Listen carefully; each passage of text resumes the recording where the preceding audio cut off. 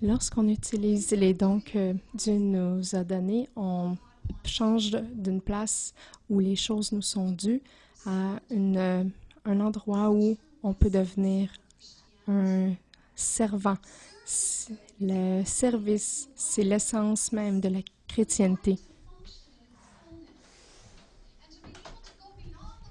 C'est ce qui permet au corps de fonctionner dans sa plénitude et de dépasser les murs de l'Église et de toucher les nations et le monde même.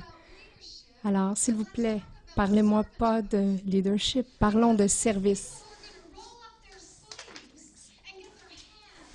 Alors, les gens vont rouler leurs manches et se salir les mains, mettre les mains à la pâte pour faire le travail de Christ, pour faire le travail du ministère, pas seulement en parler.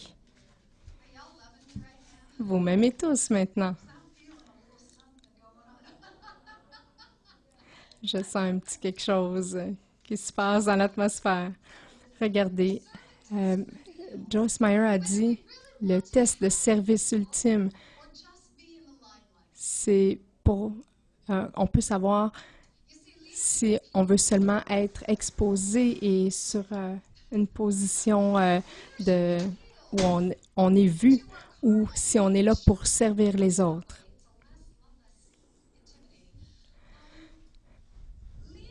Le leadership appelle à la nature charnelle d'être remarqué, d'être en charge de contrôler, ce désir profond qu'a la chair de contrôler.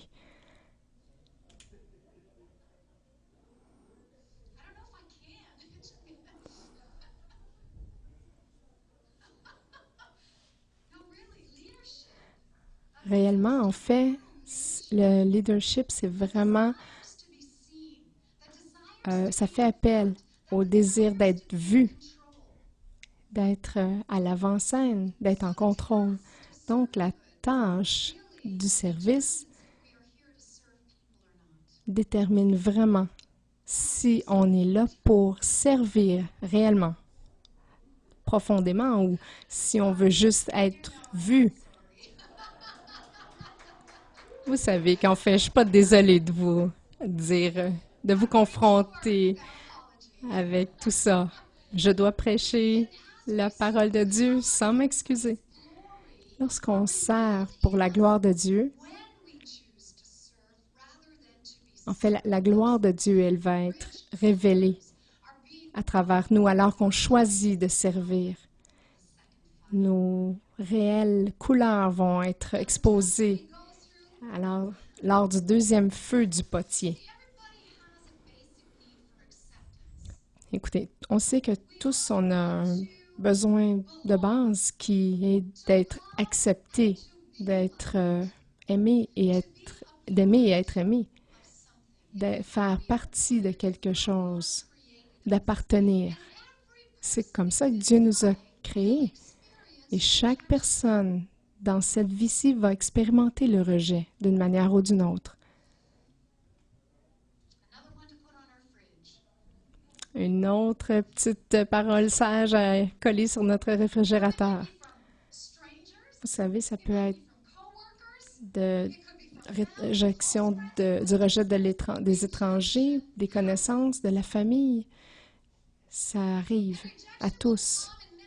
Et ça va venir de plusieurs formes différentes. Ça va prendre plusieurs formes. On peut rejeter votre personnalité, votre genre, homme ou femme. On peut rejeter votre choix de direction dans la vie ou de vocation, votre vision, votre foi, votre poursuite de Dieu. Il y a des choses qui vont être rejetées. Ça peut être une ou plusieurs. Et expérimenter du rejet pour des choses qu'on ne peut changer ou pour des choses qu'on fait bien, ça peut être très difficile, particulièrement provenant des gens qui sont près de nous, nos proches ou les gens qu'on value beaucoup. Je me souviens, quand j'étais plus jeune, j'avais un ami et À un moment donné, alors on grandissait, j'ai réalisé que cette personne-là me rejetait un peu. Et j'ai réalisé plus tard que ça avait à voir avec ma poursuite de Dieu. Et c'était un chrétien, un frère en Christ. Je me dévouais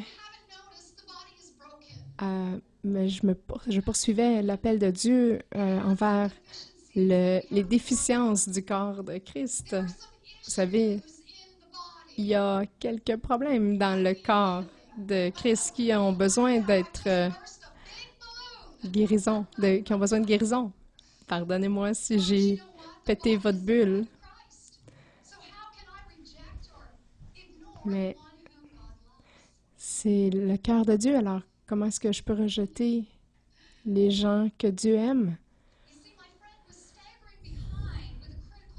Et j'avais mon ami qui était derrière moi et qui me critiquait, qui ne voulait pas connecter avec le corps de Christ. Alors, ma vie était un exemple qui le confrontait. Mais au lieu de se rapprocher de Dieu, il a commencé à se détourner de Dieu, de moi et de Dieu. Et c'est une triste chose. Alors, se déconnecter comme ça du corps de Christ, ça va nous amener à devenir critiques. Vous savez, j'ai même vécu du rejet à cause du fait que j'étais une femme qui prêchait. Il y a des amis qui m'ont dit c'est pas ta place de prêcher. Alors, j'ai réalisé que j'avais besoin de nouveaux amis.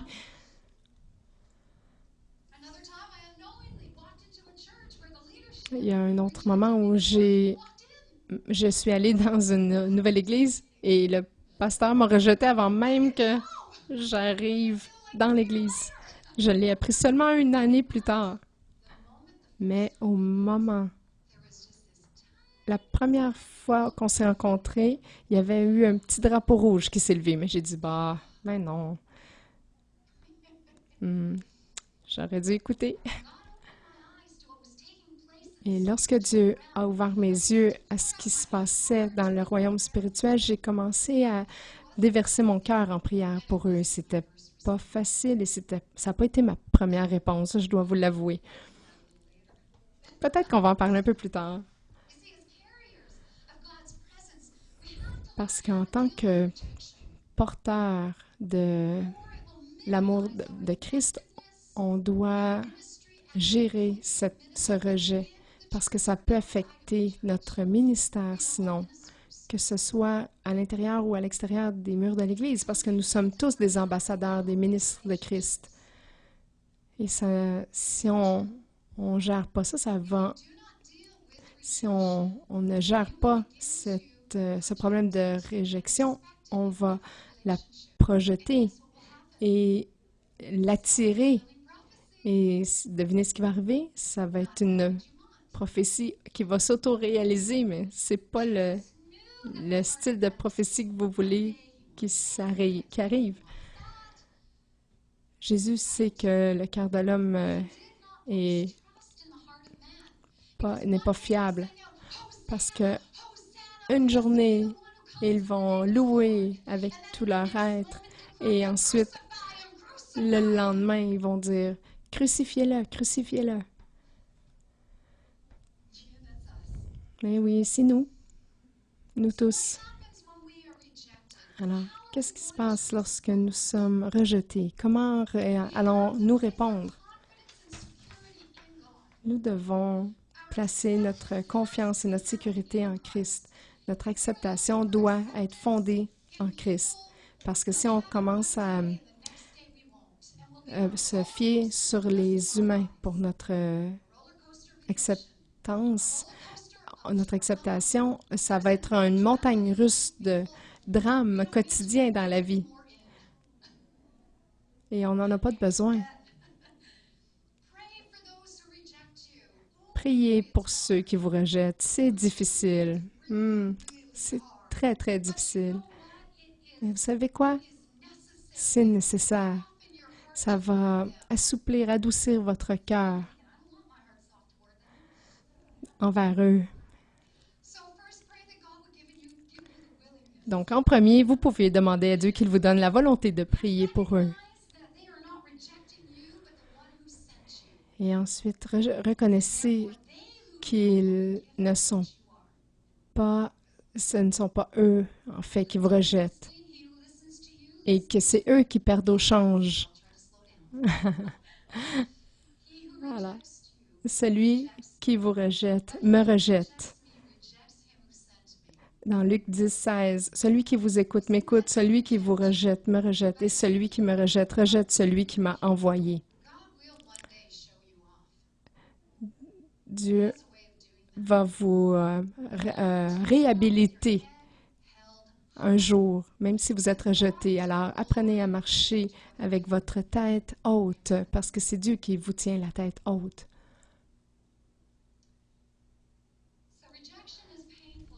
Le rejet est douloureux. Mais je vous dirais qu'un petit peu plus douloureux que ça encore, c'est la trahison. C'est une réalité affreuse qui vraiment affecte nos émotions comme un coup près. C'est difficile et douloureux parce que on s'en attend pas.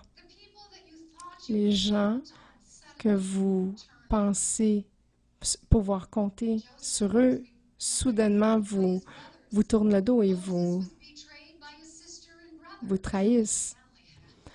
Joseph a été trahi par ses fils. David a été trahi par son propre fils. Écoutez, c'est incroyable, ça reste dans la famille. La trahison, c'est quelque chose qu'on ne peut pas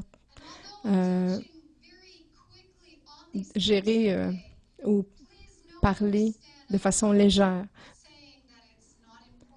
Même si j'en parle aujourd'hui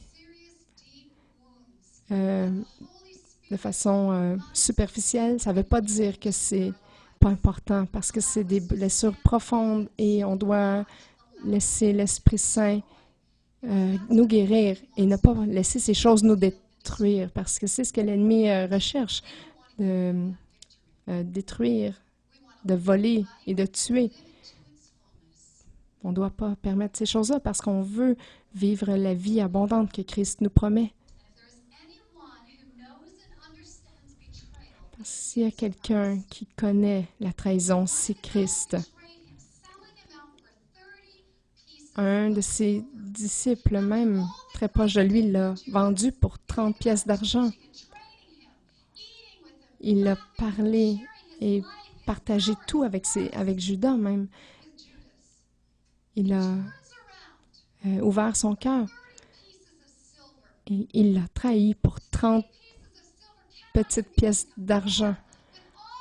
Ça ne peut même pas commencer à se comparer à ce que Christ a pu donner à Judas. Incroyable pour tout ce que Christ lui a donné et enseigné, partagé avec lui. Il y a beaucoup de pasteurs qui ont expérimenté le rejet, en fait la trahison par leur équipe même. Et ça a laissé des traces dans le corps de Christ. Des trahisons entre les équipes, les amis, les familles, les collègues, les frères, les sœurs. Ça touche à toutes les sphères de relations. Nous devons reconnaître qui le vrai traître est et rechercher notre confort et force en Dieu et permettre aux couleurs de Christ d'être manifestées dans notre vie à travers la souffrance de la trahison. Et tout un chacun ici, vous dites, ouf, c'est vraiment difficile. Oui, je vous le dis.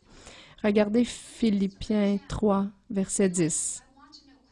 Tout ce que je désire, c'est de connaître le Christ et la puissance de sa résurrection. Et là, écoutez, quand on lit le verset, on arrête là. On dit, ah, je veux te connaître, Seigneur, je veux connaître ta présence, je veux connaître la puissance de résurrection de Christ qui est en moi. Mais regardez, il y a une virgule ici, c'est pas un point. J'aimerais qu'il y ait un point, mais c'est pas ça. Donc, la suite de la virgule, c'est « et d'avoir part à ses souffrances ». D'avoir part. On est dans le même bateau, dans l'océan, et il n'y a rien autour. Alors, d'avoir part à ses souffrances et d'être rendu semblable à lui dans sa mort. La mort et la résurrection. Encore la mort et la résurrection. Alors, je veux vraiment partager les souffrances de Christ. Alors, maintenant, passons au point suivant. Peut-être qu'on devrait même repasser, revenir là-dessus.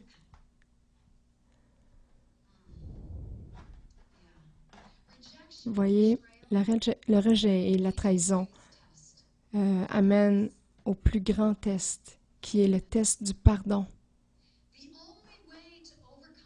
La seule manière de surmonter le rejet et la trahison, c'est à travers le pardon. Je vous le dis, ça va être mieux la semaine prochaine. Je vous le promets. Il n'y a pas moyen d'exposer les vraies couleurs de Christ, encore plus que lorsqu'on pardonne. C'est là qu'on est le plus semblable à Christ. Regardez Matthieu 18, 21 et 22. Alors Pierre s'approcha de Jésus et lui demanda, « Seigneur, combien de fois devrais-je pardonner à mon frère s'il se rend coupable envers moi? Jusqu'à 7 fois? » Pierre pense que Jésus va être vraiment généreux. Il est en compagnie du Seigneur.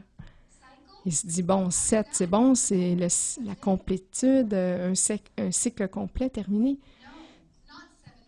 Non, répondit Jésus, je ne te dis pas jusqu'à 7 fois, mais jusqu'à 70 fois, 7 fois. Alors, en fait, ce que ça veut dire, c'est qu'il ne faut pas compter. Parce que là, on ne va pas se rendre, ah, ça fait 76 fois que je l'ai pardonné. C'est pas ça que ça veut dire. Ça veut dire ne jamais cesser de pardonner. Encore, et encore, et encore, et encore, et encore, et encore. Du début jusqu'à la fin, ce livre, la Bible, ça parle du pardon. C'est la fondation de notre marche. Le pardon ne veut pas dire nous excusons.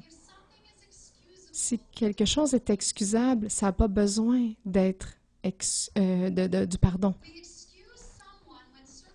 Nous excusons quelqu'un lorsque leurs circonstances sont hors de contrôle. Si quelqu'un arrive plus tard à cause d'un bouchon de trafic, je ne dois pas les pardonner, je dois les excuser.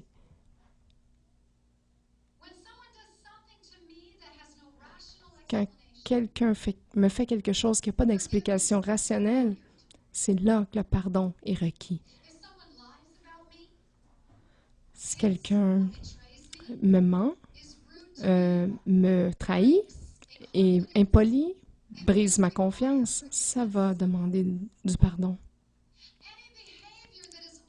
Tout comportement qui est à l'opposé du fruit de l'esprit va demander du pardon. Je n'excuse pas leur comportement. Je ne le tolère pas. Je ne prétends pas que c'était mauvais ou mal. Je dois juste le pardonner. Ah, fais juste oublier ça.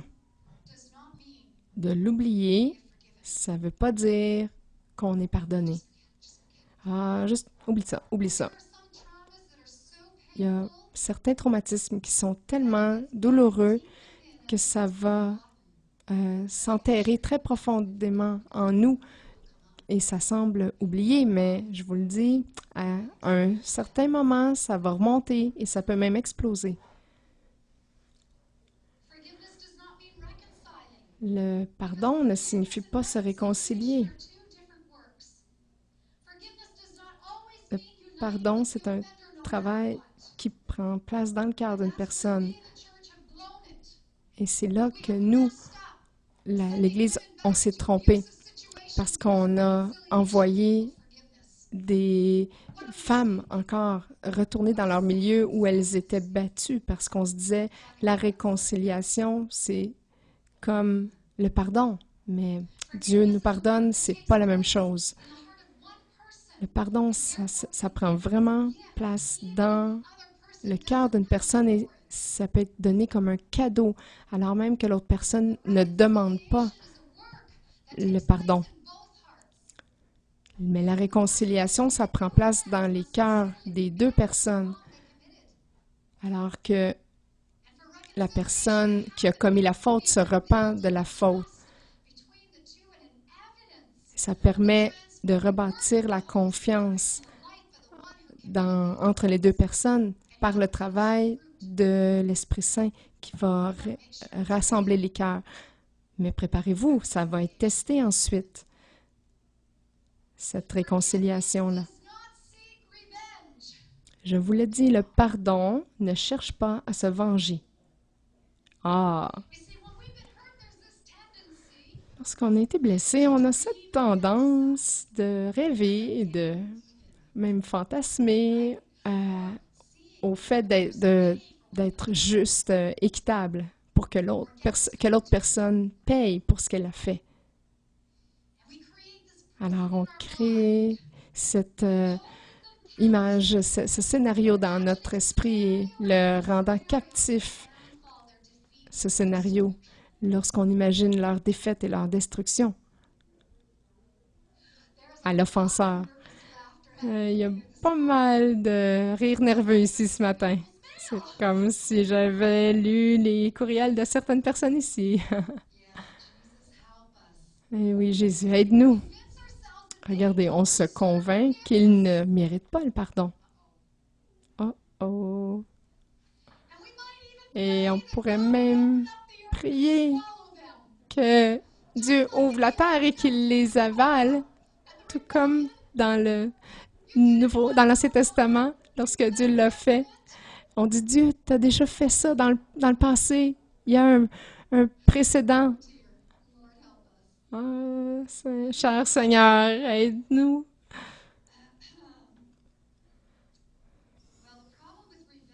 Le problème de la vengeance, c'est que ce n'est jamais satisfait. Et on ne peut jamais redevenir équitable. Le pardon laisse tomber le droit de justice.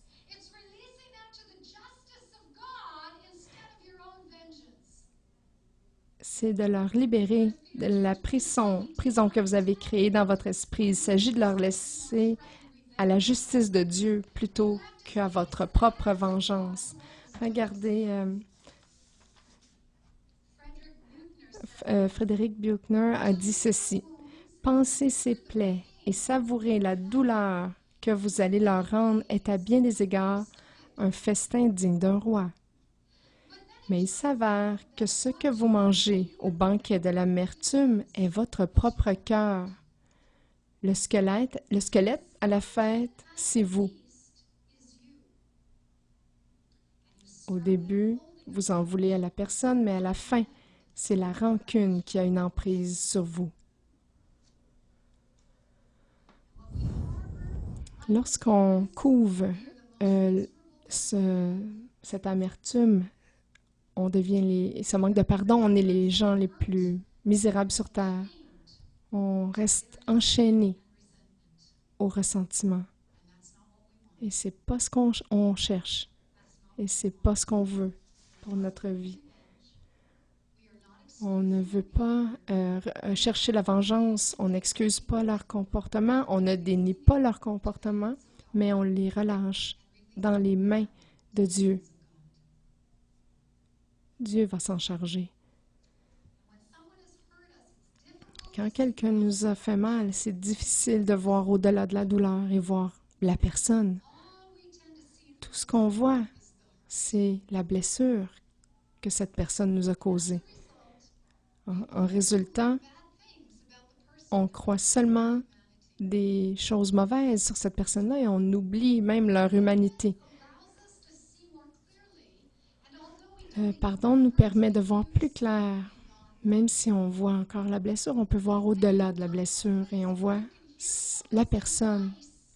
On vient à un endroit où on peut dire quelque chose de bien à propos de cette personne-là sans avoir tous ces remous internes et sans le désir de leur remettre sur le nez, de dire, vous savez, elle a quand même, mais elle m'a quand même fait ça, ça et ça. C'est pas divin, c'est pas, surtout pas le fruit de l'esprit. Vous connaissez, hein, ces douleurs-là, ces contorsions, qu'est-ce que ça peut faire à l'intérieur, les remous. Voilà. Lorsqu'on commence à souhaiter le bien pour la personne qui nous a trahis, vous savez que vous faites vraiment du progrès.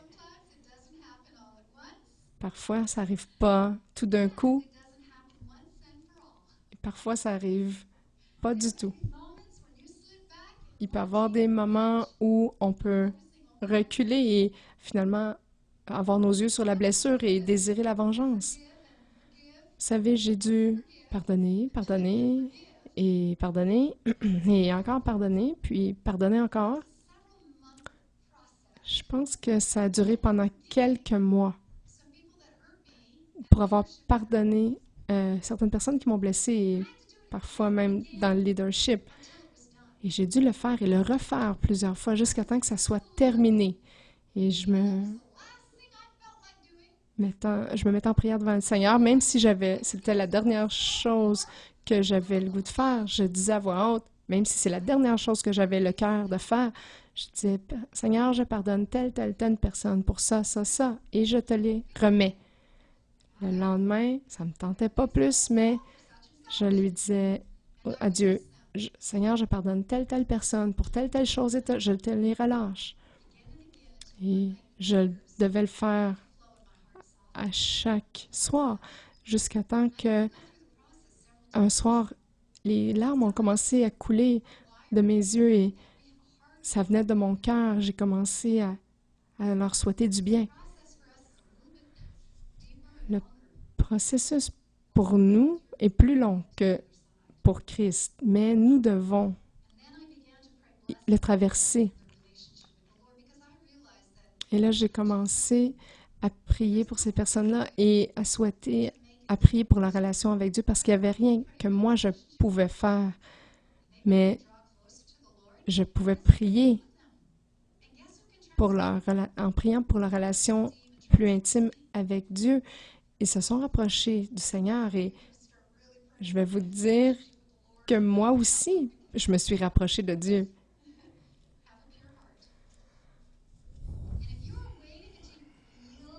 Je vous le dis, si vous attendez d'attendre de vous sentir prêt à pardonner, je vais vous dire, ça n'arrivera jamais.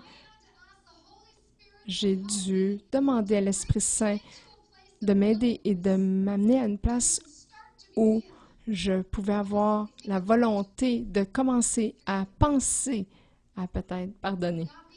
Vous comprenez qu'est-ce que je veux dire? Ensuite, j'ai dû prendre un choix volontaire, conscient. C'est un choix, un choix. Nous choisissons de pardonner. Nous n'attendons pas de le sentir dans notre cœur. Regardez, Dieu nous demande de pardonner dans Marc 23. Lorsque vous pardonnez, Dieu va vous pardonner. Tout comme Dieu m'a pardonné, je vous pardonne. le pardon qu'il m'a accordé est beaucoup plus grand que tout ce que vous avez pu me faire. Comme Christ, lorsqu'on étend ce cadeau du pardon et de la grâce, nous devenons comme Christ. Durant le feu et l'intensité de la chaleur, l'argile devient résistante à l'eau. Et le refroidissement de l'argile doit se faire lentement. C'est là que la beauté du vaisseau devient beau et les couleurs vont devenir vives, particulièrement le rouge qui va devenir brillant. Alors, à travers le pardon, le sang de Christ rouge, on peut le voir. Plus nous mourons à nous-mêmes, le plus beau nous devenons parce qu'on devient à l'image de Christ.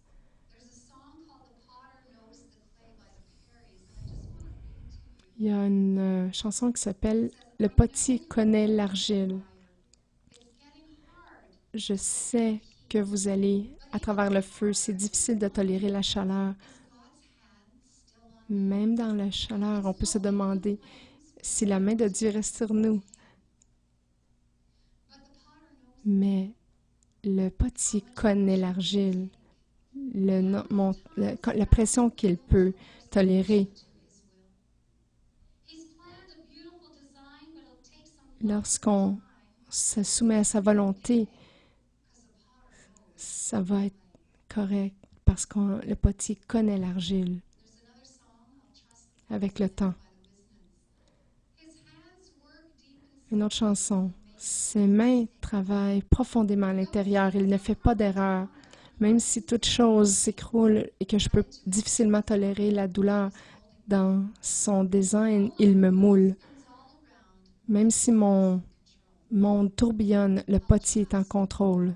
Je vais faire confiance à la main du potier. Il sait ce qui est le mieux pour moi. Il a un plan parfait que les yeux humains ne peuvent pas voir. Il est le potier, je suis l'argile. Il sait exactement ce que je peux tolérer lorsque je fais face au feu. Encore une fois, je vais faire confiance aux mains du potier. Levons-nous ensemble.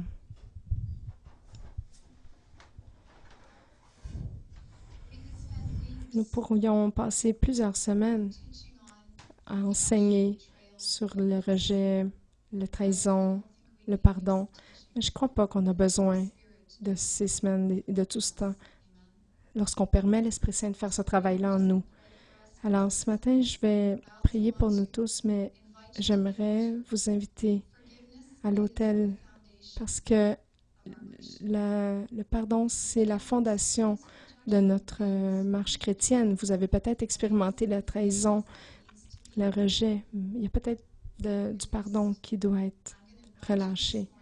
Je vais vous inviter ce matin à passer un peu de temps avec celui qui vous a pardonné, celui qui connaît ce que c'est, qui connaît comment vous toucher, comment vous aider. Alors, je vais vous inviter à vous agenouiller à l'autel et à venir rencontrer le maître potier pour qu'il vous moule et vous moule à son image.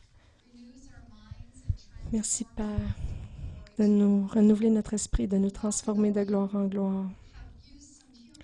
Père, même si on a utilisé un petit peu d'humour ce matin, on connaît le sérieux de ce moule-là, cette parole que nous devons donner le pardon et le recevoir.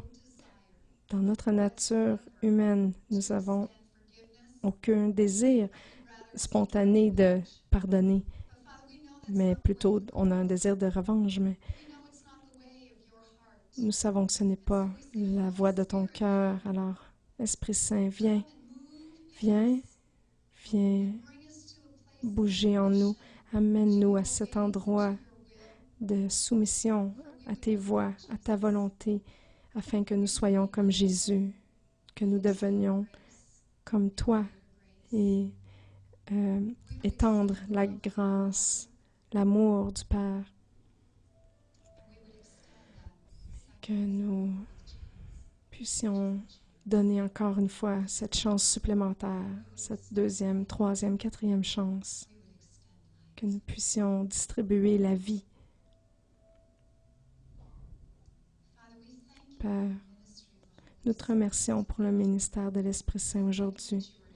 Merci de ta douceur, ferme mais douce main, qui sait comment nous pouvons tolérer, qui nous amène à cet endroit de soumission, de désir de faire ta volonté au-delà de tout. Alors je prie, Esprit Saint, que tu puisses témoigner à chaque cœur ici. Transforme nos cendres en beauté, notre deuil en danse, la mort en vie. Nous t'invitons, Esprit Saint, à avoir tes voies, ta volonté. Seigneur, je relâche les gens ici, une semaine bénie en ta présence. Amen.